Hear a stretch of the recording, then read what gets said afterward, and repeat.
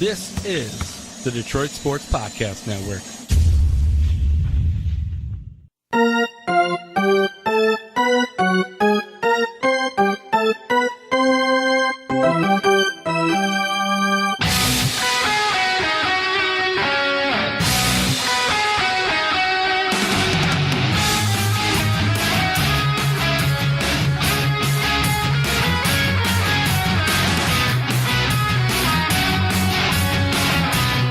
And welcome to the freshest, the latest edition of Tigers Talk with Chirco and Company. I am your host, Vito Jerome Chirco, alongside my usual sidekick and partner in crime, that is the Doc from Doc and Jock, John Charles Macaroon. John, how's it going? Vito, always enjoy our conversations. Another great week of Tigers Talk. My goodness, we got a lot to talk about, a lot to break down in regards to the Detroit Tigers. The trade deadline has come and gone. The moves have been made, and you're the guy I want to talk to regarding what the hell the Tigers did, what they didn't do, and the ramifications. But I guess I want to start with this, okay? Because everybody's talking, everybody's wondering about the direction of the Detroit Tigers. And one of the first things that people tie into the future of the club is how much money is going to be spent on the team. Because we have been used to Mike Ilitch and the fact that he spent so much money, the fact that he would bring in high-priced free agents, even when we all thought that the spending was done. I mean, when they brought in Prince Fielder, everybody was blown away. And so now you look at it, and Avila, the entire organization, is trying their darndest to tell everybody that we're not shedding payroll. And I want to get your sense, because for me, the way I look at it and the way it's perceived by me is they're trying to spin it positively. When you have a $200 million payroll and you're trying to get down to be more fiscally responsible, you can twist the words and say, we're trying to get younger, more affordable, athletic, things like that. But it signals to me that the days of a $200 million payroll are over, and they're trying to cut payroll. Now, he's not saying, look, you got to dump everybody. Ownership is not saying you just have to chop salary and just let everybody go and waive everybody and just do what you got to do. But no, the thinking is that the organization is trying to spin the fact that they have to kind of cut payroll. And so it's weird to hear it from the organization when, in essence, what they're saying is, look, the days of us spending $200 million are over, and now we have to be more fiscally responsible. So they're not going to come out directly and say it, but the truth of the matter is this team is going to spend less money on talent than in years past. Am I right? Yeah, well, absolutely, but I don't think it means that they're going to be bad for maybe 3 to 5 years, or let's say at least 3 years going forward necessarily. Now, this year they've been bad. I would count this year as one of their bad years. Now, obviously one of their worst seasons in a long time, you could say, too. Now, 2015 was bad as well. But moving forward now, I think next year will be bad. I think 2019 could be bad. But really, it could be this year and next year, and then you're back to being somewhat relevant in 2019, especially if you have an effective Justin Verlander and effective Miguel Cabrera still on your roster. And Miguel Cabrera, I don't see him going anywhere, okay? Verlander, I know, could be dealt. And you know what? I'm glad they didn't deal him, because you can deal him in the offseason and get more in return for him, I believe, if you're going to deal him. See, Vito, I think when you look at it, you're hoping. And I'm telling you now, if you can't win 90 to 100 baseball games with Miguel Cabrera, Victor Martinez, JD Martinez, when he was mashing the hell out of the baseball, Justin Upton, who has performed well in his second year with the Detroit Tigers, Nick Castellanos, Justin Verlander, Jordan Zimmerman, if you can't perform and win 90 games with those guys, you're going to come here and try and sell to me that this team with younger talent that are going to be maybe in their mid-20s is going to collectively play a better brand of baseball, when we have to start by assuming that Brett Ausmus, because nobody's given any indication, I'm hoping that they let him go, but if Brett Ausmus couldn't win with much better talent, you're telling me you expect in 3 years that younger talent is going to gel and play better defensively, better offensively, pitch a lot better, and the bullpen's going to be rebuilt? I'm telling you, you're looking at a presidential term, at least 4 to 5 years of subpar baseball, where this is going to be a tough watch. No doubt about it. You can't sell me that this is going to be a quick turnaround when the philosophy is going to be go younger and cheaper. You can't do that. Well, I'm going to say going into this year, them winning and being successful on a consistent basis was truly reliant upon their rotation and how well that gelled, how well it performed. Norris has been hurt, ineffective. Matthew Boyd has been ineffective. So those guys hitting, that was great. Some guys did hit. Upton has had a great year, his best year with the Tigers so far.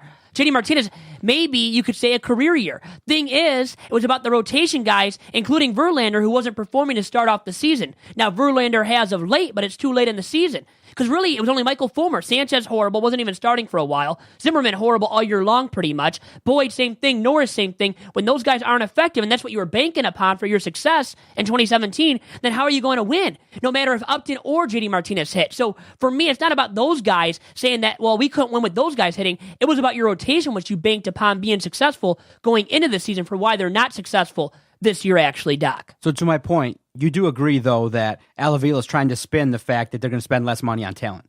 That's what we see, right? They're going to spend... Oh, they're not going to sign anybody big in the offseason. And then if Upton walks, they get rid of all that money. If he opts out, and they're not going to spend on anybody to replace Upton, they're going to go downhill big time. By losing JD Martinez and Upton, imagine how bad, how porous their lineup will be, especially if Miguel Cabrera keeps hitting like he has this season into next year when he's still going to be a Tiger. Imagine that. He's been a great hitting leader, best hitter of the lineup in the past, but this season it was JD and Justin Upton big time, and then Avila until late. And now, luckily, they traded him for something because his value nosedived. And people have to realize that as well in that Cubs trade that they made.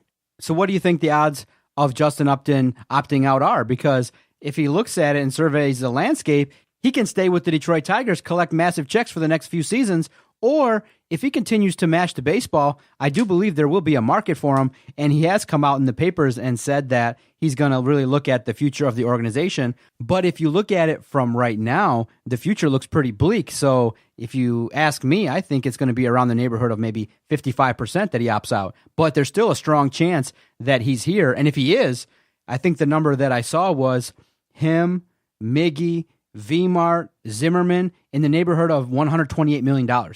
So you're starting with 5 players already that are making big bucks that are really going to hamper your payroll salary next year if he decides to stay with the ball club. That's a lot of money doled out to just a handful of guys that, and three or four of them might be inconsistent. Victor, Miguel, Justin, you don't know what you're going to get. Jordan Zimmerman, he's inconsistent at best. Teams are feasting on his fastball. His slider's inconsistent. So when we sit here, we go, man, we're now paying the piper with the salary restrictions that are going to be on this team. And you kind of have to sit here and maybe, are you hoping that Justin Upton opts out? Are you hoping that's the case? Because if the 55-60% chance that he stays, he signs a dotted line and says, I'm cashing those checks, we're kind of screwed. We are, in terms of, monetary reasons. For those reasons, we are screwed. But guess what? The productivity of the lineup has been based upon largely the shoulders of Justin Upton and him hitting as well as he has this year, which may not be repeatable going into next year and beyond. So you might be screwed in that sense because maybe he's performing this well because it's a contract year, right? In so many words for Justin Upton this season. So what if going into next year, maybe he's not gonna, work as hard in the offseason or care about performing well consistently as much in 2018. So maybe you get a less effective Justin Upton at the plate in 2018, and then that means the same for the future of him wearing a Tigers uniform. In that case, you're royally screwed with him. But I was going to say, too, what you have to factor in, and when you're weighing whether or not you want him to opt in to the rest of his contract or to opt out and become an unrestricted free agent in the offseason. Well, you have to weigh whether or not you want the Tigers to be relevant and to win next year. At least somewhat to win, because they're not going to be a great ball club as is next year either. We know that much with the depleted bullpen, the bad, ineffective back end of the rotation, guys that really haven't hit this year like V-Mart and Miguel Cabrera, who we don't see hitting next year. The good thing is, by bringing Upton back, you would think you have a reliable middle of the order back going into next year that can make up for the inefficiencies of Vimar and Miguel Cabrera at least a little bit and Castellanos a little bit. So, but the thing is, you have to weigh once again, would you mind them pretty much tanking next year? Because by him opting out, you're not going to be good at all. Or do you want to win a little bit? If you want to win a little bit next year, be somewhat relevant, I think you want him to opt into his deal with the Tigers stock. So those are the two major factors you have to weigh as a Tigers fan. When you're looking at the Upton situation. Do you care about winning next year? Because if you don't, you want him to totally opt out. If you care about winning a little bit, you want him to opt into that deal, actually. Great question. when I'm exploring my feelings regarding the Detroit Tigers right now, it looks like they're going to rebuild. It looks like they're going to go younger. They're going to go with more athletic infielders.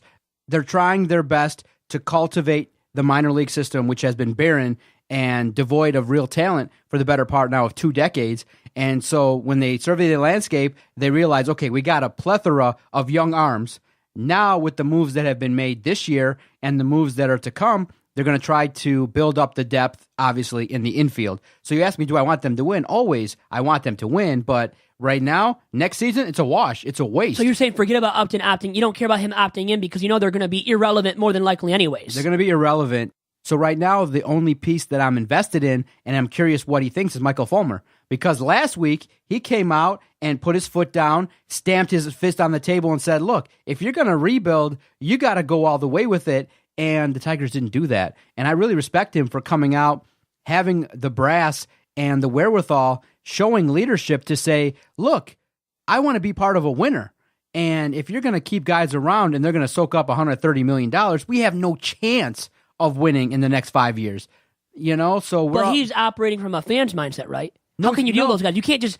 Would you have wanted... So let's see, hindsight 2020, if they would have dealt Verlander for a pure salary dump, how many Tigers fans would have went after Avila and just slammed him for that trade, right? That would not have looked good for Avila. So maybe the best offer wasn't out there, a good enough offer to deal him for. So remember that with the guy like Justin Verlander and other guys making big money right now. See, the problem with Avila is he doesn't know how to properly communicate his thoughts, and every time he speaks, he causes more trouble and stirs up more commotion because of how he says things. It's quite simple. You have to add the caveat, look everybody, you have to say these words over and over. Look everybody, Houston. Look everybody, Kansas City. They struggled for quite a bit of time. They stockpiled the minors. They got rid of guys. And what we're going to do is we're going to be in this range of salary for the next few years. We got to get lucky with certain players that we need to perform. And then when the time comes and we're at Houston and we're hopefully, sitting 5-6 games above 500, we're going to commit financial resources to adding 2 or 3 players. I would have accepted that. I wouldn't have said, look, JV is past his prime. So what would you have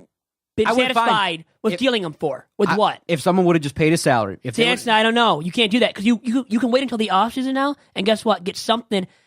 Now, not of high value maybe because of his big contract still, but only 2 more years of him under contract. Let's say you get 2 middle-tier prospects, and you get a little bit of salary relief. You do by dealing them. I mean, you would have to pay something probably still to get the 2 middle-tier prospects, but in the offseason, teams might be more willing to take on that contract a little bit and to give you 2 middle-tier-esque prospects. My thinking regarding Justin Verlander is, obviously, if that was the worst absolute case scenario, then that's what you do. But I do feel like maybe the price was set too high for Justin Verlander. You could have taken on a little bit of that salary and help another club take it on, the rest of the way. But look, he's part of the team. I can understand it. He is still productive, but that his salary is prohibitive, and it is a roadblock right now as we look at it. Is he a great pitcher? Yeah, but is he inconsistent? Yeah. Right now we're seeing the beginning glimpses of it, but teams have figured it out. He's getting into the 90, 95 pitch count range in the 5th inning, game in and game out. That's going to be a problem going forward if he cannot get guys out, if his swing rate percentage continues to rise where he can't get guys to swing and miss at the majority of his pitches. So to segue into looking at how Avila is going to deconstruct this team, you recognize that, unfortunately, everybody's putting out there that this was a terrible market. So, you look at the Yankees, they get a Sonny Gray. They give up nothing, in essence. They give up garbage. You look at other teams like the Dodgers, they don't even give up one of their best prospects to the Texas Rangers. They get to keep their big prize prospects in order to acquire Yu Darvish. So my thinking was, obviously, we're now punished again for selling too late. Had we started to sell 2 years ago, now we could be in the position to add. You could have added Yu Darvish and Sonny Gray for some young talent had you acquired it in the moves that you made back then, 2 years ago. But you were going to sell 2 years ago, and then last year they almost made the playoffs. I know that's the big thing, though. But almost, we are saying almost made the playoffs. They didn't make the playoffs, but what if they would have gotten in last year? I mean, they could have. They were almost there. They didn't, and I get it. What I'm saying is, unfortunately, the Tigers' timing in the way they're doing their moves is they're buying high and selling low. which is ridiculous. It's tough when you get into that situation, and that rests squarely on Avila. This is a weak market if everybody looks at it when they start exploring, well, what's been offered for certain players. You could have got Darvish, Sonny Gray, great talent. Look what JD Martinez got you. You didn't have to give up. The Arizona Diamondbacks didn't have to give up their best prospect to get JD Martinez, and he's mashing the hell out of the baseball. That was a sad deal. So you can't argue with me that they're not getting punished for selling too late. So now they're starting the process, and I want to get your sense of how you felt regarding what the Tigers got for Justin Wilson and Alex Avila. The move was made. It was made on Sunday. General manager Avila didn't even wait till Monday. He didn't even try and play roulette a little bit by waiting till 4 o'clock. He did it on Sunday. He traded with the Cubs. And the part, though, that was concerning to me, and I know that Keith Law, a renowned prospect expert, is happy what the Tigers got. They think that Paredes might be the steal in a few years. Now, I understand that Candelario is ranked number 1 currently with the Cubs, but that was after the fact that the Cubs decimated their prospects and sent a ton of them to the White Sox. So Candelario is number 1, but by default, he didn't start the year there. The Cubs, sent a plethora of prospects in order to acquire Jose Quintana. So you could have gotten a little bit better, had you picked up a number 1 prospect from another organization that didn't already start making trades. You know what I'm saying? In that, it kind of feels like you're going to the store after a massive sale and you're getting the great deal, but everybody else got even better deals because they got there earlier. So I understand they're great prospects. The reviews are not as bad as they were for the JD Martinez trade, but I was left feeling neutral. That's how I felt. I'm like, okay, these guys are guys that can produce. They're probably going to be light on power, but they can become productive infielders for the Detroit Tigers, and it's definitely an upgrade from Nick Castellanos. But I can't help but just to feel neutral regarding the moves that were made with the notion that I think he could have done better. So you're saying you're leaving your car in neutral because they got some sloppy seconds and so many words from the Cubs. So you're viewing this haul exactly right now. Yeah. Exactly. I feel like, how does it get reported that 12 teams are potentially interested in Justin Wilson and you couldn't drive up the price a little bit more? Now, don't get it misconstrued. I'm not saying that they could have gotten like a number 1, 2, 3, 4 ranked prospect in an organization. Well, they did. No, they didn't. Well, they did. He was number 3 to start the season. Yeah, so he's number 3. Number 3. Well, I'm saying they didn't get a number 1. Well, they weren't going to get a number 1 probably. I think number 3 might have been the best. Number 2, number 3. So they got pretty much, I think, the best they could have gotten. And because Alex Avila's value has nosedived. Avila has no value right now, I don't think. I think people realize that his hitting has tailed off. He can't start every single day. So he has regressed to his mean as a major leaguer, at least at this point in his career, when he's viewed as a backup. And Wilson's not an Andrew Miller. I think people view Justin Wilson as an Andrew Miller type commodity. Miller's a lot better, more consistent over the years, over the long haul than Wilson has been in his career. All I can say, Vito, is that Justin Wilson, if you say there are 3 teams that are really interested, you don't think you could have waited until 3 o'clock on Monday to kind of drive it up and say, look, play a little bit of roulette and message the Cubs and say, look, Houston's really on it and they're giving me something really I really want to do. Can you bump it up a little bit and give me an everyday player? Can you give me something else? And you look at it, maybe we'll get lucky and that maybe the player to be named later will be productive or the amount of cash they dole will be significant. But, you're counting on Paredes or Candelario to come up here. And right now, there's question marks regarding their defense and their propensity for power numbers. So it's going to be interesting to see. But what was your reaction when the news broke and what we got back? I was satisfied enough. It was a decent haul, a much better haul than what they got for JD Martinez. And he did wait until late Sunday night. Now, he didn't wait until 3 o'clock Monday of the trade deadline, but he waited long enough, I think, to pull the trigger on a move involving Justin Wilson. So I really believe he got the best offer in return for Wilson and Avila. His son, who's once again, his value was declining, was on the rapid decline. So he had to get something for him, and that's how he did by packaging him with Justin Wilson, a much more valuable commodity. And relievers, those back end of the pen arms are valuable around this time, and especially when you can throw as hard as he does as a left-handed reliever, too. So I was satisfied. Was it a great return? No. But I think for the market where it stands right now, I think it was a decent haul. And when I look at it, Doc, when you look at the JD Martinez return and this return, this one, once again, much better for Avila and company in that Tigers front office. And I would think, what was he operating with as a grade overall from that JD Martinez trade? A D at the very best, right? I would say you bump it up to a C+. Why not? C+. People are saying a C. I say a C+ or B-. I guess being really optimistic or really nice, a B-. But I think a C+ is fair for him. And I think the big thing for the Tigers was getting quantity in terms of positional prospects. Now, is that satisfactory? A satisfactory enough reason to tell the Tigers fans for why they dealt these guys for what they got in return? Maybe not. Maybe not the best thing to say.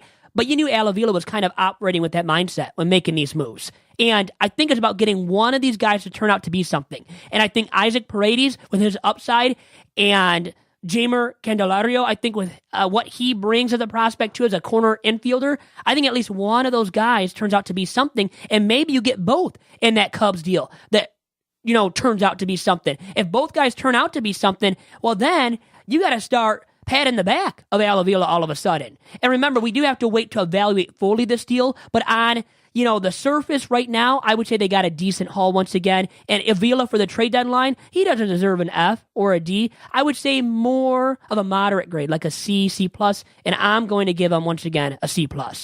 Being that you agree that the market was soft, any notion or any credit given to the fact that maybe Avila could have waited till next year and kept Justin Wilson and maybe delay the rebuild? If you come out and say, look, you guys are seeing the trades that are out here, the market's pretty soft, we think we can get more for Justin Wilson next year because we have him under control. Do you give any credo to that notion? That maybe if the market was really that soft and you want to get more to kickstart a rebuild, what do you think about the notion maybe that Al should not have made these moves? So you wait until next year and Wilson's not as good. How about that factor? Remember last year, Wilson wasn't this dominant lefty out of the pen that was serving as a Tigers closer and really good at it. So I don't think he could have possibly been as effective of a late inning arm next year. That's why you deal him now when his value is sky high. So for me, Avila was right in dealing Justin Wilson right now. And you could have waited until the offseason maybe.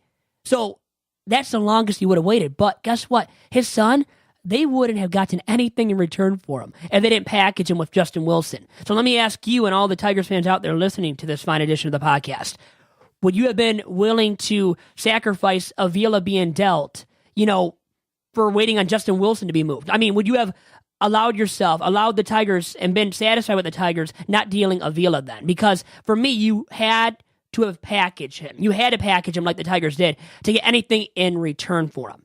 So would you have been fine with the Tigers not dealing him then? I'm just asking the question that if you want to go with the notion that they could have gotten more, maybe, just maybe, you could have kept everybody and not made moves this year. But how would that have looked for Avila PR-wise when every single Tigers fan, including you and I as pundits that try to be unbiased at times, you maybe not as much, but still all of us combined that have watched this trade market and the Tigers be on the decline this year, would we have been satisfied? Would we have been, as a Tigers fan base, looking at them not making a move at all? Even trading, are you saying even trading JD Martinez, that would not have happened either, you're saying? Well, JD, you had to get something for it. But what I'm saying is, and the way I'm looking at it now in hindsight, I'm saying if the market was dictated to be this soft, and that's the word that's been coming out, soft market, that's been spun around. That's what I'm reading. This is what you got for Justin Wilson. Guys that we're going to have to wait 3 and 4 years to fully develop. So that's why I'm asking, and I think it's curious. People are debating it. Now, you could say, this is probably what they were targeting and what they wanted, and, everybody's satisfied. But for me, I say there is an opportunity to investigate a little bit that if you waited maybe until the offseason or next year, then maybe you could have gotten more and really jump-started the rebuild so that you can, in 2019, 2020, get back to competitive baseball. So that's just a debate that people are having. But at the same time, Al made the moves, and now we're left to investigate. And you got some great guests coming up on this fine podcast. Who do you got lined up to continue the debate and breakdown regarding the moves that were made at the trade deadline? I have Mike Feld of 97.1 The Ticket, as well as Kyle O'Connor, our Cubs reporter, joining us after this commercial break on Tigers Talk with Chirco and Company. And Doc, as you know, the Detroit Sports Commission is one of our fine sponsors at the Detroit Sports Podcast Network. And since 2001, that is, the Detroit Sports Commission has applied its expert touch to marketing and to selling the Metro Detroit area as a marquee destination for regional, national, and even international amateur sporting events. And through the Detroit Sports Commission's help, these events have attracted thousands of visitors and pumped millions of dollars into our local economy. It is why Detroit is now not only the place where champions are made, but also the place where championships are played. To find out more about the Detroit Sports Commission and all of the events they are bringing to our very region, please follow the DSC on Twitter and on Instagram at DET Sports. And make sure to check out their fine website at DetroitSports.org.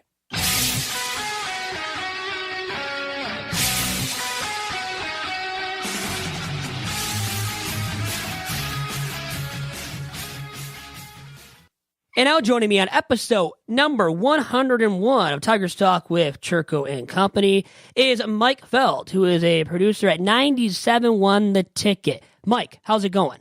Not too bad, Vito. How are you doing today? Very good, sir. Good to hear from you. And to start off, we obviously have to dive into the Tigers' latest trade involving Justin Wilson and Alex Avila. They got Jeimer Candelario and Isaac Paredes and a player to be named later or cash in return for the two guys that I noted. And for me, a satisfactory deal, at least a decent haul. What was your initial reaction, though, Mike, when you heard of the deal? To that specific deal, I mean, I don't know what you were necessarily going to get back. You got a prospect that was pretty much what was left of the Cubs' top prospects.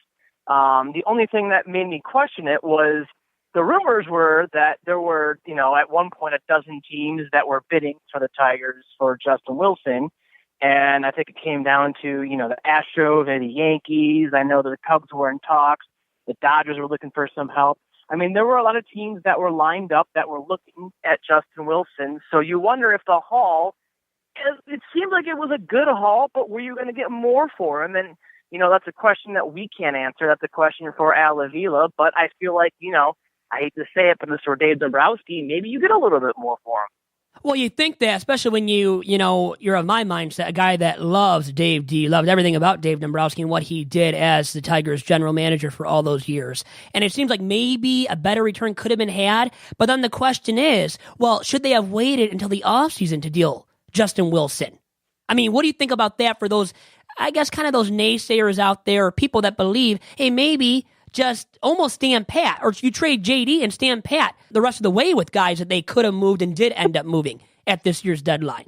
So the thing is when you're moving closers, the market's never going to be much higher than it is right now because you've got teams that are in a playoff chase that have those holes in the back end of the bullpen. And I mean, I know we've heard it a lot here in Detroit, but when you look around Major League Baseball, every team's got an issue at some point in the bullpen. They're trying to shore it up at the pennant chase here when they're trying to finish off their run, or if you're a team that's way ahead, you want to make sure that it's shored up for the postseason.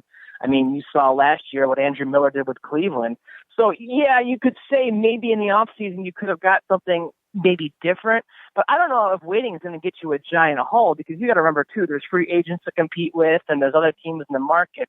So you've got a guy in your hands right now. You got to move him as quickly as possible. Now, some of the other guys, yeah, I can see where maybe you can move them in the offseason. I guess that's a bit of a different conversation. But as far as Justin Wilson's concerned, I think they did the right thing moving right now. Mike, I think they dealt the guys at this year's deadline and leading up to it that they had a deal going into this year's non-waiver trade deadline this past Monday. Whereas when you look at Justin Verlander, I think they made the right decision in not dealing him for a pure salary dump or for a haul that wouldn't have netted you at least two middle-tier prospects in return, which was my fear, and I think the fear of a lot of Tigers fans out there. And, I mean, where do you stand on that front? Do you think they made the right decision in not dealing Justin Verlander now? And then it's a two-part question in that, do you see Verlander being dealt in the offseason?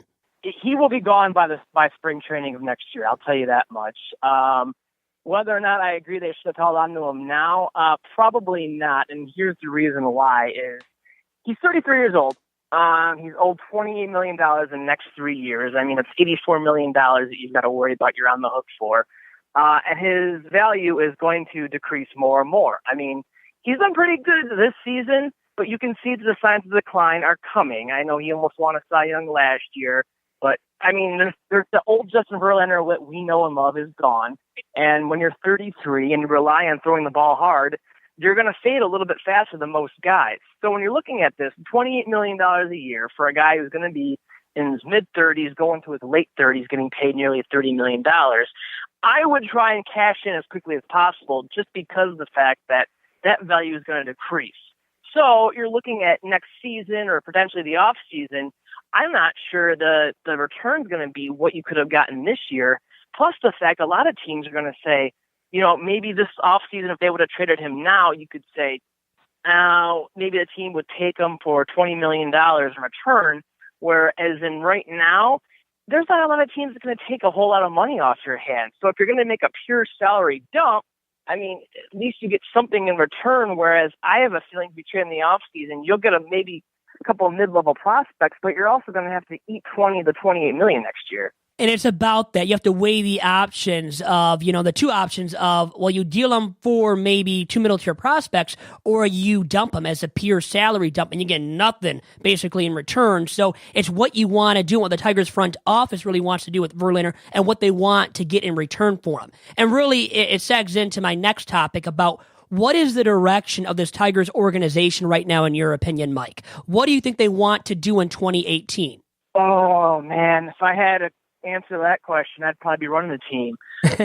Honestly, it looks like they have a plan in place. I will say that. I don't know if I necessarily agree with their plan, but you got to think of it this way. I mean, a lot of people were criticizing them because they didn't get any more arms in the trade deadline. They were obviously trying to shore up their infield, especially on the left side. They were going after guys who project to be shortstop, second baseman, third baseman.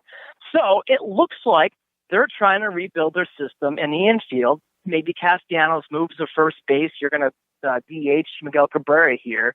And they believe that the back end of the rotation is going to be Daniel Norris and Matt Boyd. So you keep Verlander here, and your rotation appears to be set because now you've got Zimmerman still here, you've got Verlander, and you've got Fulmer at the front end. Now, do you agree with that necessarily? I don't, but Avila seems to think that way. So it looks like that's their plan. They don't want to totally rebuild. They think they have assets here. Miguel Cabrera might be hurt this season. Victor Martinez is aging. They're probably hoping he'll retire. Ian Kinsler has an option coming soon. I don't know what they're going to do there, but they seem to think they can do this quickly. If I were running the Tigers, I would just have a complete overhaul. I'd start from the ground up, try and restock the farm system, see what you have here now, bring some guys up. I was telling people this week that Brad Ausmus, by today, should be managing essentially the Erie Seawolves. They don't agree, so we're going to find out, in the offseason what they decide to do, but they can't keep operating like this. And you've got Miguel Cabrera's contract, and you've got Justin Verlander's contract, and you paid, Mike Pelfrey to go away, and Mark Lowe to go away, and you're still paying Prince Fielder's contract. I mean, there's a lot of money just dead weight sitting there. So I'm not sure exactly what direction they're headed. Like I said, it seems like Avila has a set plan. I just don't think it's the best one. Do you see Brad Ausmus being back next year for a fifth year as Tigers skipper? I think he will be back because I think that Avila likes him, and I think that ownership likes him. I've questioned a lot of his decisions, and I'm not sure he's the right guy for the job. But then again, too, if you're in a rebuild, does it really matter who's running the team, especially when the guy's the player's manager? I mean, you look at all the other teams that we've been talking about all season long, the Houstons, the Dodgers, the Yankees. I mean, all those guys except for the Yankees, because Joe Girardi's been there forever, all of these teams that have gone through transitions, the Cubs, they've had to build from the ground up with guys who were managers that were basically stopgap. And then once they got to the point where they were able to start winning games and start playing relevant baseball, they fired the manager that was there and brought in their guy that they wanted the whole time. So if they're going to be a 90-loss team next season, I really don't know what Brad Ausmus or firing Brad Ausmus does, because at this point, the front office likes him, ownership likes him, the players like him. So it looks like he's going to be here to stay. And what would be the better alternative when you're going to lose 90 to 100 games next year, like you're saying, Mike? Mike Feld of 97.1 The Ticket on with us right now here on episode 101 of Tigers Talk. Because for me, there's not really a true alternative to a guy like that. I mean, just stay with the same, right? The same phase, have some continuity for next year in the clubhouse by keeping Brad Ausmus. And for me, I have little to no confidence in Brad Ausmus, but I feel like, well, they should have fired him a long time ago, such as even last year when they had a chance to make the postseason. And I think some of his middling, mindless decisions cost the Tigers some games that could have allowed them, if they would have won those games instead, would have allowed the Tigers to enter the playoffs. Yeah, Brad's entire career has been just question marks from second guessers and fans all around. I mean, he had a situation last week with, you bring Bruce Rondon back in the game a day after he doesn't go out there and he throws 88 miles an hour and then he hits a guy. So, I mean, yeah, I'm not really sure what Brad's doing and why he's here, but at the same time, you're not the Cubs right now. And if you had that roster, yeah, I'd be irate that Brad Ausmus was here. But basically anybody you hire right now is going to be a rookie manager or a retread. You're not going to go out there and you're not going to get Joe Torre out of retirement. It's just not an option right now. And everybody else who's out there, like, what do you want? Ozzie Guillen, Ron Gardenhire, those are names that have been recycled, time and time again. It's not any better of a situation. And I don't really know if it's going to be life or death when you're not relevant and not winning games. Now, when they build this thing back up, if they're actually in contention, winning 90 games, winning 95 games a year, totally different story. Yeah, and to potentially get a fifth year on the job, man, I just think he's like the luckiest guy in the world, on the face of the planet almost. A guy that hasn't done much, I think, of note to be able to get the chance to have a fifth year, and I think he's going to get that, as we were talking about. And then there is the case, these big-name skippers, like you said, Mike, yourself, and another one I have to throw into the hat, Jim Leyland, he's not coming out of retirement. And then there's the Tigers naysayers among the fan base anyways that don't like Jim Leyland and what he did when he was the Tigers skipper. So really, would they be satisfied with that? Would anybody truly be with them turning to Leyland? No. And because people have talked about that, I know, as you know, Mike, in the past, like as recent as last year, well, maybe Leyland will replace Ausmus. Well, he's talked glowingly of Ausmus himself and never wanted the job anyway. So it wasn't going to happen. And now it's at the point, I agree, Mike, where you don't have a true alternative solution that's going to be much better than Brad Ausmus and a year next year, which looks like a lost season for the Tigers. Well, yeah, and as you mentioned, I think Jim Leyland is 72, 73 years old. I mean, he looked like he was stressed out as all can be when he was managing the World Baseball Classic. He's done. He doesn't want anything to do with this team. I know people like him because he's a name. The problem is baseball's not like football where, you've got that hot coordinator who's, really turning things around, or you've got that up-and-coming position coach that you can go after and make a sexy hire. I mean, baseball has bench coaches that are really liked, or third base coaches that are really liked. But unless there's that, tried and true manager, Joe Maddon's not going to be in the free agent block, and he's like that. You can't just go out there and pluck a guy and make a splash hire. So, yeah, you can say, well, fire Brad Ausmus, but what are the good solutions? And do you trust Avila to make the hire? Because I don't. I don't know what Avila knows about hiring a manager. I don't know if he's ever had his hand in hiring a manager. So, yeah, what's your next best option? I don't have an answer for you. No, I know you don't. And you know what? Really, you should. If you're going to come back on here, Mike, you better have some answers next time. Okay? I'll be a little bit more prepared. No, I'm joking with you, because nobody really knows who the solution would be to replacing Brad Ausmus. And then, you know what? I think you already answered my question. My next one was going to be about Avila and how much confidence you have in him running that front office. It seems like you don't have much at all in him running the front office and keeping these Tigers afloat and moving them in the right direction, more importantly, moving forward. No, and I said from the start when they hired him, I was mad to see Dave Dombrowski go because he built this thing. He was the master trader. Obviously, Boston jumped on him right away, and look where they are now. So you look at this and you go, okay, we'll give Avila a chance. He's been in baseball for 30, 35 years. He's been a high-level scout. Let's see what this guy can do. And what he's done is not really a whole lot. I mean, there's a lot of bad moves. The one big move was re-signing Alex Avila, and there's a lot of trades that don't look good so far, but are a lot of question marks because obviously they're prospects and we don't know what the returns are. But most experts are saying it was, for the most part, very underwhelming. Last offseason, it was bizarre. They said they were going to sell. They traded Cameron Maben. They signed Mikey Matuk. Then they just stopped. And then this season, they said they were going to try and make trades, and Avila was talking in spring training about, making sure they got some money cut because they need to get under the luxury tax. And they move two pending free agents and a closer. And that's it. So you didn't move any money off the books. You just moved a guy that you knew you couldn't keep in the first place. So I don't really have a track record of anything great he's done in the 2+ years he's been here. So where's that faith going to be? I don't have any in him. And right now, it looks like he's just, kind of running a rudderless ship. I don't know if he knows what he's doing. I want to have confidence in the guy, but I have no idea. So right now, if he were off the job tomorrow, I'd be a lot happier than I was the day I found out Dave Dombrowski was fired.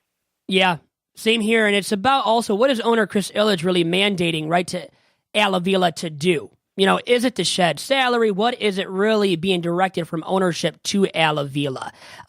Really quick, I got to leave you with this, Mike. Mike Feld of 97.1 The Ticket. What is it like working at The Ticket? Every day is an adventure, I'll tell you that. Working the morning show is what I've been doing for 2 years, and I can tell you this, getting up at 4 a.m. is quite the experience, but working in sports talk radio and getting to talk to guys like you and getting to talk about baseball and getting some opinions out there and kind of getting a grasp and getting a pulse of the city and how people feel every day is it's an adventure, both good and bad, I'll say that. But it's a lot of fun. You learn a lot about the city and about the teams, and especially right now with what it looks like is the Lions might be the best team by far. You really start to learn about the pulse of the fan base and how passionate people are here. But it's going to be some dire times here, so it'll be interesting to see what we can do with sports radio in the future in the city. If the Lions are the best pro sports team in the city of Detroit, it's a sad state of affairs, by far, for Detroit sports fans. I'll just say that, and I'll leave you, Mike Feld, with that. Thank you much for the time, and we'll have to do it again in the near future. I look forward to it, Vito. Appreciate you having me on. Thank you. Have a great day. Look at that, Vito. Guys like you get to interview Mike Feld from The Ticket. Good cat, dude. When he was with the morning show, it was very fun. When he'd do the news, he'd always share great stories and share them with Stoney and Jamie, and he's a good addition to The Ticket. And he'll do great things now that he's at Wayne State as well as a sports information director. You can follow Mike Feld on Twitter at I am Mike Feld, all one word. Good stuff there, and I enjoy chatting with everybody from The Ticket. We got a lot of friends over there. Great support as always. And it's interesting in that I think you're touching on what everybody's touching on and feels is that we could do things better. It is what it is. I don't think a lot of people are confident in the direction, whatever it may be. Did you get a chance to hear General Manager Avila on The Ticket Tuesday morning? It was something that Mike Valenti pounced on right away in that he messed up Justin Wilson's name by calling him Justin Williams a couple times. Did he really? Yeah, and then he said, that's embarrassing. And then he said at the same time that some of the negotiations with Justin Verlander didn't really take off because he didn't return phone calls. He said that how embarrassing is I that think stuff? It was worded wrong because maybe when they kept replaying it, I think he meant that teams inquired, they called, but when he maybe called back, they didn't call him back. I don't think he meant to say, otherwise he sounds incompetent. I don't think he meant to say that teams called him and he didn't pick up the phone and call back. I feel like he was saying that. How funny would that be? That's what Valenti. They had a great trade offer. We know they didn't, but wouldn't that be funny? Yeah, Mike Valenti was hilarious. It was. Well, I bet funny. he was ripping on him for that. It was very funny. Yeah. And you look at it and you say, I just see Avila in his first couple of years on the job, and you say, not much there. It could be better. Yeah, it could be better. Mikey Matuk, anybody out there? How about him now? Did you see his reaction when he got I've never plugged? seen. How about the emotion he played with on Monday night? He got plugged and he said "F you" loud. Like I couldn't believe it. Now I wonder if you could hear it on the broadcast. I didn't have volume on. I wonder if you could. Exactly. It looked loud. Like he yelled it. Well, you know why? Because he was legitimately scared. Well, that's scary though. That is. He was legitimately scared. And when you watch the game, not once, twice he was plunked by a Yankees pitcher. And Michael Fulmer properly got back. Unfortunately, when Michael Fulmer plunks a New York Yankee, they get hits and drive him in pretty quickly. So it ended up costing Michael Fulmer and the Tigers. So it's one of those things. The Yankees look like a great team, and the Tigers look like a bottom dweller. It's a mismatch all the way around. Before we get to our next guest, how much are you peeking into the Yankee series? How much are you watching these days? Well, I watched last night at Art and Jake's, giving a plug to Art and Jake's. I was there because after my co-ed softball team had stopped playing, we won both games, won our doubleheader, beat the team that beat us 20-5 this year, our worst loss of the season, so redeemed that. So I watched some of it on the big screen, one of the big screens there, Art and Jake's. Didn't have the volume on, but I did see Mikey Matuk get plunked in the neck. That was scary to see, and he was legitimately scared. The emotions boiled over, and he dropped the F-bomb, man, at the top of his lungs. And I was like to everybody at my table then, did you see what Mikey Matuk just did? But you know what? I like that energy, that emotion. I really do, especially when you've seen him produce as much as he has lately. So maybe he's been playing with that energy, and that's helping him out. And maybe he's one of those, full-fledged energy guys always playing with, a high level of it. And maybe that just helps him out game to game. And maybe that's why we've seen an uptick in his production at the plate, because he has produced. And guess what? That was an Avila move. Didn't we just talk about how he's been, not the best GM. He hasn't been, but that's one of the few good ones as of right now from Avila. Before we get to our next guest, Kyle O'Connor, 5whitesports.com, I just want to again state how proud I am of you. You signed up another sponsor. The Eastside Youth Sports Foundation is now working with the Detroit Sports Podcast, and I would love for you to tell me and the audience a little bit about the Youth Foundation.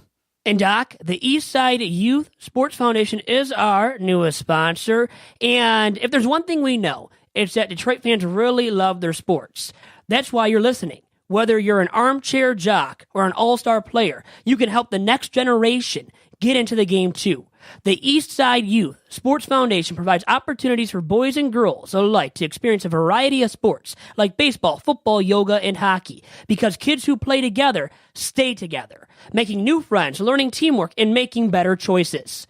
Girls and boys who are actively engaged in sports do better in school, live healthier lifestyles, and make better choices. So how can you help?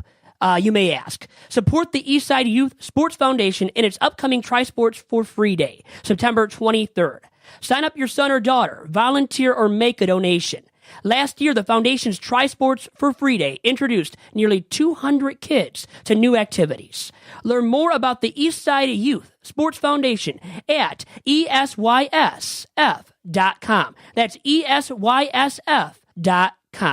And we'll have Kyle O'Connor joining us in just a second here on episode 101 of Tigers Talk with Chirco and Company. And now joining me on episode number 101 of Tigers Talk with Chirco and Company via Vito's VIP line is Mr. Kyle O'Connor of 5whitesports.com. Kyle, how's it going? Doing pretty well, Vito. How are you? Very good, sir. Good to hear from you. It has been a while, and your Cubs were busy, huh? Very active leading up to that July 31 non-waiver trade deadline, landing a pretty good return from my Detroit Tigers, too, and Justin Wilson and Alex Avila for Jeimer Candelario, Isaac Paredes, and a player to be named later, or Cash. What did you think of what the Cubs had to give up in order to land Justin Wilson for the back end of that Cubbies pen, as well as Alex Avila? A pretty nice backstop. I think it kind of worked out for both teams. Candyman was always going to be traded. I mean, there was just he has to play at one of the corners or DH. Obviously, DH is off the table in the NL, and he happened to play one of the corners. That's basically the same thing as being at least in terms of being impossible with Bryant and Rizzo. There's just no way he was ever going to play. But I mean, he had a couple brief stints in the majors. He looked okay. I was probably a little bit more upset to see Isaac go. I think he has the higher ceiling. He was here in South Bend. That dude's going to be a really good player. He's a little bit more flexibility too. They do worry about his ceiling too a little bit, but I mean, he can hit. He can you'll be able to stick him anywhere a little bit more than you will Candy. But it works out for the Tigers in the fact that they got a pretty good return for what will essentially be about a year and a half for Wilson and Avila as a rental. But Avila was very much needed. Wilson Contreras was having to catch way too much after Montero was cut. And obviously Wilson opened the back end of that bullpen. With him and Davis, that's going to be quite the 1-2 punch. This is going to be the best Cubs bullpen in a long time, including last year when they had Aroldis Chapman. So I think it worked out for both teams. Tigers got a couple promising young bats. And the Cubs really going to go for it this year and try to repeat. So I can tell, or it sounds like Kyle O'Connor of 5whitesports.com and Alpha Dog Agency joining me on Vito's VIP line. It sounds like you watched Isaac Paredes pretty darn up close and personal, so you probably can give us a scouting report. You kind of already started talking about him, but if you could, for my listeners and Doc and I, could you elaborate further about what you think Isaac Paredes will bring to the Tigers organization? Yeah, he's a good player. He's young. He kind of got lost in the shuffle here a little bit. South Bend has had a lot of talent come through the last couple of years. Obviously, Jimenez, who was sent out for Quintana, Gleyber Torres, who was sent out for Chapman, Ian Happ, who's killing it with the big club now. They've had a lot of talent come through, but he was kind of overlooked. Like I said, he's a young dude. He's going to be he's probably 2-3 years away. But he's a really nice piece for the system. Like I said, I think he's the better piece going to you guys rather than Candyman. he's a really good player. Where he's going to play has a little bit of question on how good he's going to be able to field. In the AL, that's not as much of a problem. You can get his bat in the lineup. He has really good active hands. He has pop. He can definitely hit for power. Like I said, he's still young, so he's just going to keep getting better, especially offensively. Defensively, he is what he is. I don't think it's really too much to worry about. It's not like he's going to kill you in the field. But I'd be pretty excited about him. I'm not sure what else you guys have in like the low to high A level, but he'll mix right in with your top prospects. Candyman's a little bit further along. Like I said, he's already spent some time with the Cubs Major League. He's ready to hit in the majors now, probably. You can stick him on either corner. I know you guys, I think the Tigers, you guys have a little bit of worries. And obviously Cabrera getting older. Even sending JD there to 10. Now you have some spot in the DH. So I wouldn't be surprised to see him come up and do well with this stretch run. But all things considered, I don't know how you felt about the trade, but, you know, losing out on a rental of Avila when this year isn't really an issue in a year and a half Wilson, I have to think you like the trade, even if it wasn't big prospects that came back your way. Well, yeah, and because the current market, I think value for those guys, especially Avila, isn't much of anything. Now, Wilson, it's higher, but I don't view him as an Andrew Miller. I don't view him as that sexy of a commodity. And then you saw all these returns. I'm glad you agree. And I think other people do. I don't know if they speak about it, but Wilson is good. But remember, last year, he wasn't that great. Now, he was decent or solid based on his, FIP, fielding independent pitching, but his ERA wasn't the greatest, and he wasn't great all year round consistently. Now, this year he has been, and I think any team likes a lefty that throws as hard as Justin Wilson does. And that's what I believe attracted the Cubs and other ball clubs, and that's why maybe he carried the most value of any trade commodity the Tigers had, even when you're talking about JD Martinez, especially I think, Kyle, too, when you look at what they got in return for JD, because I like the Cubs this return from the Cubs, a lot more than what the Tigers got from the D-backs for JD. Yeah, and I'd agree. And we saw last year with postseason baseball where that's going as far as how bullpens are being used. They're being relied on very heavily. And now you're going to be able to pair Wilson with Wade Davis. As a Cubs fan, you have to think, hey, we get through 7 innings here, maybe 6 and some change. This game is probably over. And that's a really attractive option to have. You saw Vito last year in the Indians. I mean, how much he used his arms. But, yeah, I don't see Wilson anything like bringing back any package close to like what Chapman would have brought back or Miller, or if Britton would have moved. Nothing like that.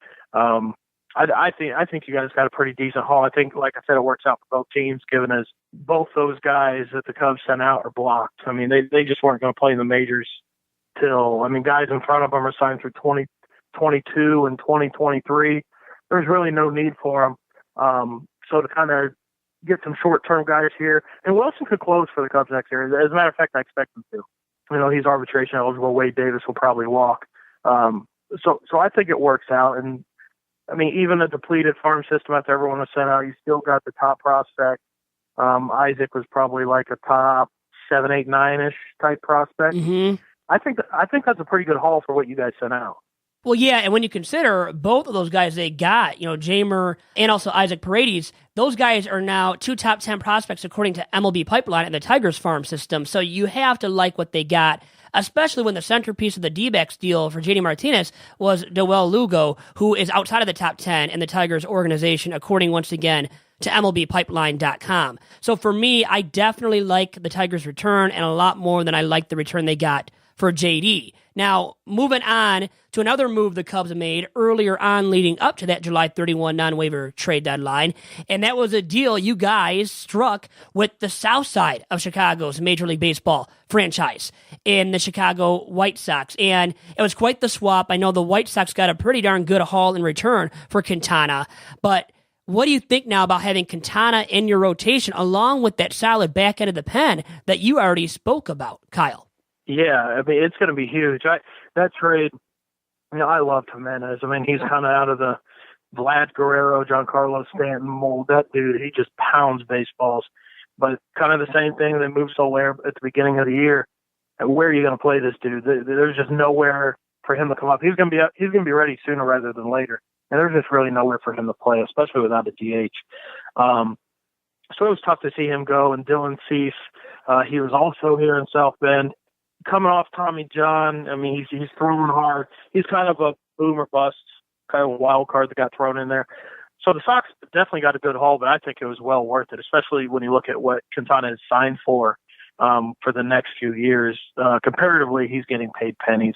He's a really good pitcher. And, if you go into the postseason now with Lester, Arrieta, Quintana, Hendricks, and that really good bullpen, you have to like where you're sitting, even with the Dodgers being as loaded as they are. The NL is going to be really fun to watch in the postseason. And those were the Cubs had to address their rotation. They had to probably get one more left-handed piece for the back end of the bullpen, and they did it. And they were able to do it without touching anyone on the major league roster, which I think if you would have asked Theo at the beginning of the season, I don't think he thought he would have been able to do that, to keep guys like Kyle Schwarber, Ian Happ, even Albert Almora. So I think it worked out really well again for both sides. I think that was another trade that was really good for both teams. White Sox are doing it the right way. They got rid of everybody and they're loading up the farm system. It's what Theo did a handful of years ago, and it's working out for him now. I love what Rick Hahn is doing on the south side of Chicago. I think he's a genius GM right now. And I know my brother Dominic, who's not here with us, he loves what Rick Hahn has done in rebuilding that franchise and setting up maybe a potential World Series matchup. How about that between the north side and south side of Chicago in 2019 or something like that, Kyle? It'd be fun. You'd have to call an awful lot of police into Chicago to make sure they're fully staffed.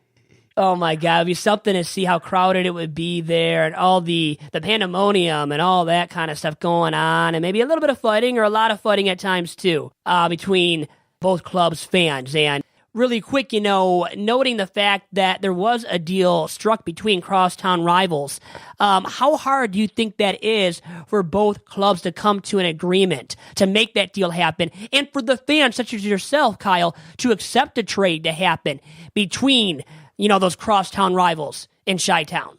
I don't have much problem with it, especially being AL, NL.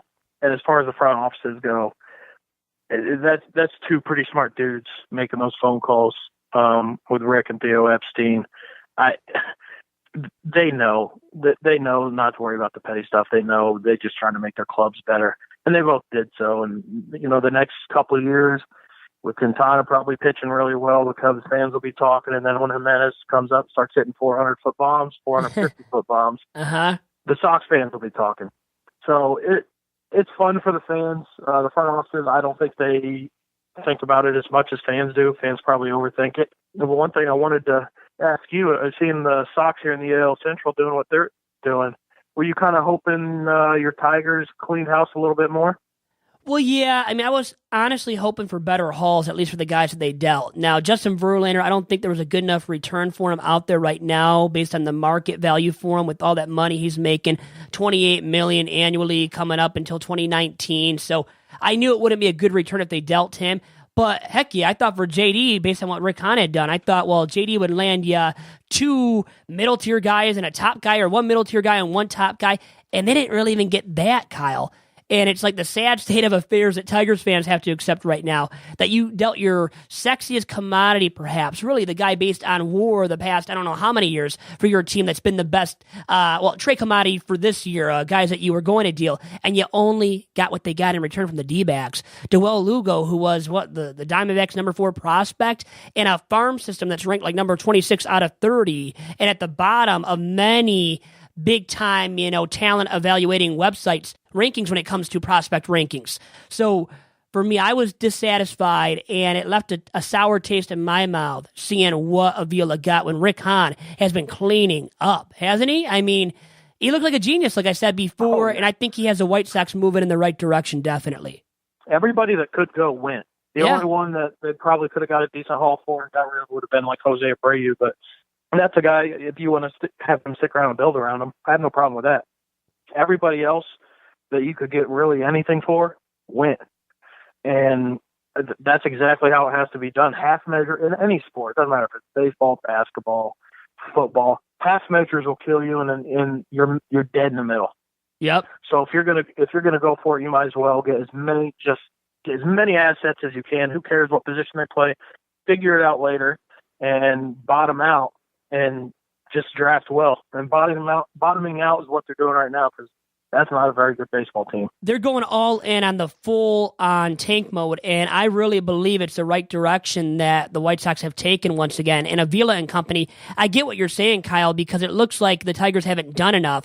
And when you look back at last offseason, this past offseason that is, they could have dealt Ian Kinsler when his trade value was sky high, or Justin Verlander when he should have won the Cy Young.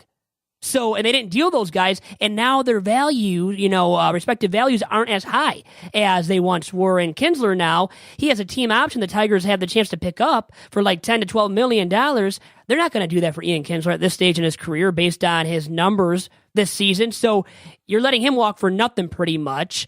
And Verlander might just be here now until 2019. And hopefully what we've seen from him in the last 4 or 5 starts is the JV of the future in 2018 and 2019 as well. And especially in 2019 when their window might open up again for the Tigers to win at least a little bit and be more relevant than they are right now. Yeah, I mean, it's a tough spot if you're running the Tigers out, because you still have a lot of really good players, and they very easily could be right back in the mix of things next year at the same time. There's a lot of really good teams in the AL, and it was a seller's market. So, I mean, I'm glad I don't have to make those decisions, but yeah, it seemed like a couple of those guys probably could have been moved. After these last couple trades, how's your farm looking? Well, the farm's looking better. I mean, the top 10 is better. I like our top 8 prospects now that are ranked in the top 8 according to MLB Pipeline.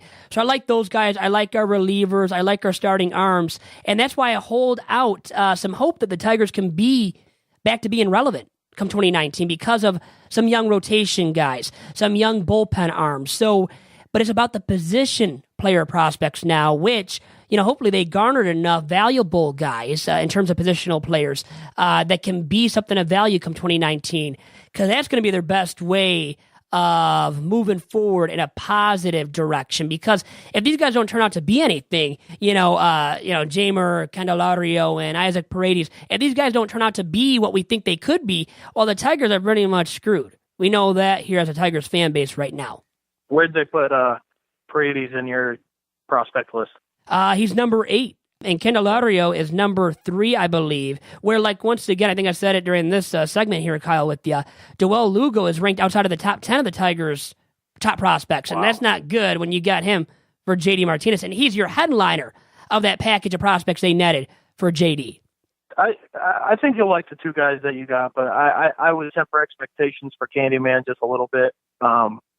I really think Paredes is the better prospect. I think he's going to be a really good player. I don't think he'll stick it short, like I said, but he's going to be a really good player. Good to hear, Kyle. And you know what? Maybe not the best of times for the Tigers right now, the easiest to deal with, but you have some good times to deal with over there in Chicago, Cubby land. So I'll leave you with that. Let's hope so. Dodgers are looking good. I know it's a tough National League this year, Nationals, Dodgers, and your Cubs, but best of luck to those Cubs, and to you as well, Kyle. Appreciate it, Vito. Thanks for having me on. All right, thank you. Have a great day. And back here on episode 101 of Tigers Talk with Chirco and Company, my recent guest, Kyle O'Connor. Always nice to have him join us at 5widesports.com and Alpha Dog Agency. He is the man that gives me all the intel that he has about the Chicago Cubbies, his beloved Chicago Cubbies, trying to defend the World Series title. And guess what, Doc? They're looking like they have a shot, but the National League, as he said too, is very, very tough. Wow, Vito, it's going to be a fun race to the playoffs. I'm kind of thinking I would like to see the Dodgers in Houston. I think that would provide for some fireworks, and it will be interesting to see because the Dodgers made a move. They picked up Yu Darvish. They're dominating their division. They're playing a very great brand of baseball, and at the same time, Houston did not make a move, so there'll be a dichotomy because most pundits will say if your team is close, like the Astros, and you've built up to this point, why not take a stab at a Justin Verlander? Why not go out and try to get a Yu Darvish? Go all in. Push your chips into the middle. Now, they didn't do that. And you saw over the weekend when the Tigers took 2 of 3 from the Astros, Chirco looked a little bit shaky in his first start back. McCullers looked a little bit shaky in his last 4 to 5 starts. He hasn't looked as good. So that's a big roll of the dice for a team that is playing pretty well and is poised to make it to the postseason, and everybody wants them to perform at the clip and maybe make a run. So I'm excited to see, the talk in baseball as we continue on Tigers Talk, we'll be looking at the Tigers and also sprinkling in some news as to what's happening across the league, because there's some great stuff happening in baseball, a lot of storylines as well. But with the Tigers, I guess we can agree to disagree a little bit. You are looking at it pretty well and saying, hey, the Tigers have gotten a decent haul for Justin Wilson and Alex Avila, better than JD Martinez. I'm more neutral. I'm kind of looking at it going, I think that the Tigers at this point in time, they could have got a little bit better from the Cubs. They could have traded with a different partner. They could have potentially, if we're going to speculate, they could have ratcheted up the negotiation, gamble a little bit more, and maybe make a move on the Monday instead of Sunday night. And I think maybe if he had done it, if Al Avila was a little bit more patient and was a little bit more ballsy, if he was going to wait till Monday at 3 o'clock, 3:30. Look at the Dodgers. They picked up Yu Darvish after Yu Darvish sent out a tweet, I'm still here in the locker room. So they waited, and I think Al Avila could have maybe picked up one more player, maybe, or a different prospect had he looked at waiting with the Cubs instead of doing it on Sunday. But at the same time, he made the moves. We're all going to evaluate. The future of the Tigers is in question. We're all looking at the salary, what is going on with ownership. And in future episodes of this podcast, we got to start looking at it because there are some similarities with the Red Wings and the Tigers in terms of how they're rebuilding. It seems to be slow. It seems to be we're all pointing the fingers at Al Avila when maybe we got to even kick it up a notch, because we started with Brad Ausmus. We kicked it up a notch to Al Avila. But at the same time, word is spreading that maybe Al Avila's got his hands tied behind his back because ownership is saying, look, you got to get it within this range. And yes, we can call it and frame it as a rebuild.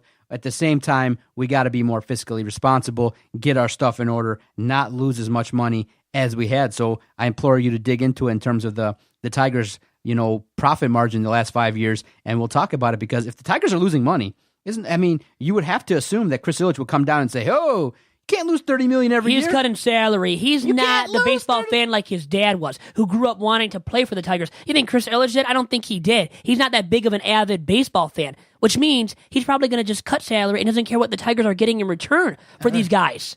Because if you put yourself in Chris Ilitch's shoes, and I do that, I say, look, if the podcast is making this much money and you keep bringing a certain amount in year after year after year, and all of a sudden we lose half a dozen sponsors in 1 year, I'm going to say, whoa, we got to kind of cut down the spending. I'm not going to tell that to everybody publicly, like how much that's been coming in, how much is decreased. I'm going to say, Vito, cut down on the spending a little bit here because, you lost half a dozen sponsors here. We did 5 days a week. Maybe we go down to 4 days a week. Because it would be on me, obviously, because it would be your fault being lost. Yes. It would be my fault, not yours, not anybody else's. It'd be your fault. Podcast exactly. Network. And so we'd make you the scapegoat, or we'd have to we'd have to trade you off to a different network and let you go, slum it with other people and, leave it to the pros. Yeah, it's like you and Adam, right? Is no what you're doubt trying to get about at. it. Now, speaking of leaving it to the pros, how about the Yankees looking like more of a professional baseball club this year than the Tigers, at least?